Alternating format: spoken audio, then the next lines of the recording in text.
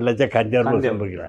पण दुसरा सत्याग्रह जो होता तो गोव्याचा होता आणि मोठा एक होता, कारण पोर्चुगीजांना तिथनं पाठवायचं होतं. एकंदरीतच आपली कोल्हापूर ते गोवा हा दौरा नेमका कुठं कसा झाला, कारण तुम्ही येऊन बांधण्यात हे सगळं मग ते हे पूर्वीचं असं एक मनामध्ये होतंच की आपणाला काहीतरी करावं द्यायचं, आणि ती संधी आली गोवा स्वातंत्र्य चळवळीची ते सुरुवात झाल्यानंतर.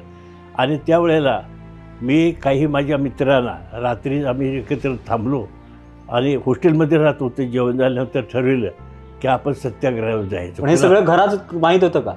नाही, आम्ही हॉस्टेलमध्ये, आमचं घर 80-100 किलोमीटर, आम्ही सातारला हॉस्टेलमध्ये कॉलेजच्या. म्हणजे जीवाची पर्वा न करता, घरातल्यांना न कळवता दुसऱ्या दिवशी बांद्याहून पत्रादेवीच्या एक किती मला वाटतं 2-3 किलोमीटर असेल.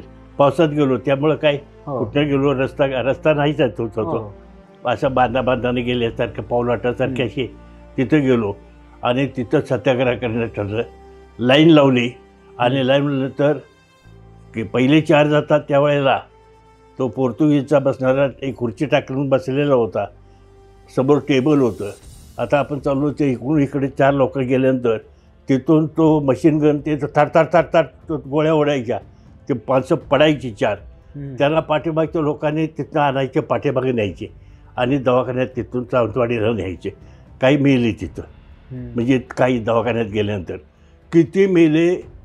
1942च्या अगोदर भारताच्या स्वातंत्र्य युद्धामध्ये जेवढे शहीद झाले, जेवढे मेले स्वातंत्र्यासाठी, त्याच्या 10 पटीनं लोक गोवा सत्याग्रहामध्ये मेले.